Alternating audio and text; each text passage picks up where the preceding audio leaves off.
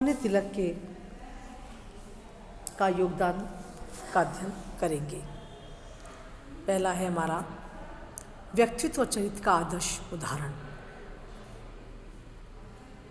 मनोविज्ञान तथ्य है कि कथनी से करनी अधिक प्रभाव उत्पन्न करती है और इस आधार पर यह कहा जा सकता है कि यदि भारतीय जनता को तिलक का कोई सबसे बड़ा योगदान है तो वह है उनका व्यक्तित्व और चरित्र।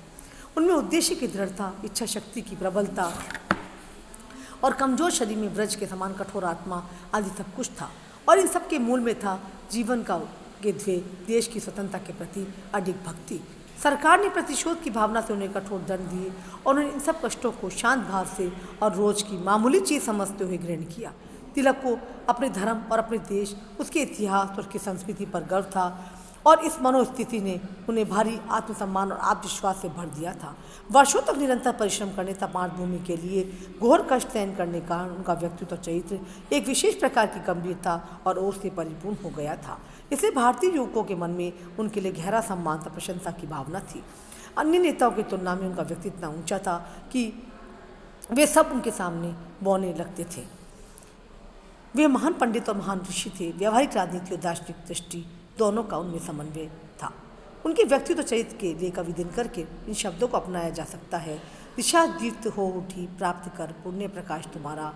वस्तुतः वे गीता के अर्थ में विभूति थे। भारत में राजनीतिक चेतना जागृत करने और देश की मुक्ति में तिलक के व्यक्तित्व और चरित्र का भारी योगदान। दूसरा माना आता है कांग्रेस और राष्ट्रीय आंदोलन के स्वरूप में मूलभूत परिवर्तन। तिलक ने जिस समय सार्वजनिक जीवन में प्रवेश किया उस समय कांग्रेस मुख्यतः मध्यम वर्ग का संगठन था और इस संगठन के सदस्य ब्रिटेन की सहानुभूति और समर्थन की याचना करते थे। तिलक चाहते थे कि कांग्रेस की जड़ जनता के जीवन में व्याप्त हो। तिलक ने निम्न मध्यम वर्ग को और कुछ हद तक साधारण जनता को भी कांग्रेस और राष्ट्रीय आंदोलन से जोड़ने का प्रयत्न किया। इसमें उन्होंने पर्याप्त सफलता मिली। सन 1908 में तिलक के लिए 6 वर्ष के कारावास का समाचार सुनकर देश में अनेक स्थानों पर जनता विक्षुब्ध हो गई थी। तिलक ने याचना की पद्धति के स्थान पर स्वावलंबन का पाठ पढ़ाया और जनता को शांतिपूर्ण जन आंदोलन का मार्ग अपनाने के प्रेरित किया। उनका नारा क्या था? स्वराज्य हमारा जन्मसिद्ध अधिकार है और स्वराज्य प्राप्ति का मार्ग बतलाया। आप विदेशी शासन को अपने पर शासन करने में सहयोग न दें। इस प्रकार उन्होंने कांग्रेस और राष्ट्रीय आंदोलन का रूपांतरण कर उसे विदेशी शासन और नौकरशाही के विरुद्ध एक शक्तिशाली मोर्चे में परिणत कर दिया। उन्होंने अपने कार्यों से शक्तिशाली भारत राष्ट्र की नींव का निर्माण किया। तीसरा हमारा आता है राजनीति के प्रति यथार्थवादी दृष्टिकोण। तिलक कोरे आदर्शवादी स्वप्नदर्शी नहीं थे, वरन उनमें राजनीतिक यथार्थवादिता की गहरी सूझबूझ थी।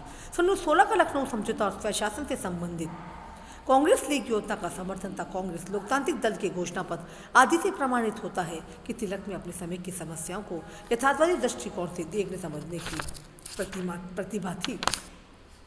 लोकमान्य तिलक को सत्य रूप में आधुनिक भारत का कौटिल्य भी कहा जाता है।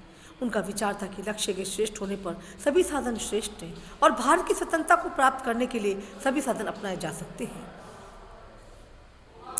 महान लोकतंत्रवादी तिलक महान लोकतंत्रवादी थे। गांधी जी ने कहा कि लोकतंत्र के सिद्धांत तथा व्यवहार के प्रति तिलक की भक्ति एकदम आश्चर्यजनक थी। तिलक सन 1919 के भारतीय शासन अधिनियम के आधार पर परिषदों में प्रवेश करने के कार्यक्रम को स्वीकार कर चुके थे। उनका कहना था कि सुधार अधिनियम अनेक दृष्टि से अपर्याप्त होने पर भी देश की राजनीतिक आंदोलन की सफलता का द्योतक है।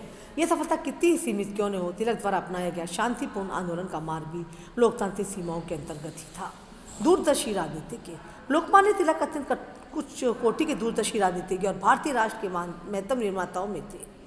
सन 1896-97 में ही वे स्वराज्य के प्राप्त करने लगे थे। साथ में उन्होंने उन्मूल आंदोलन का उल्लेख किया था। वे हिंदी को भारत की राजभाषा मानते थे।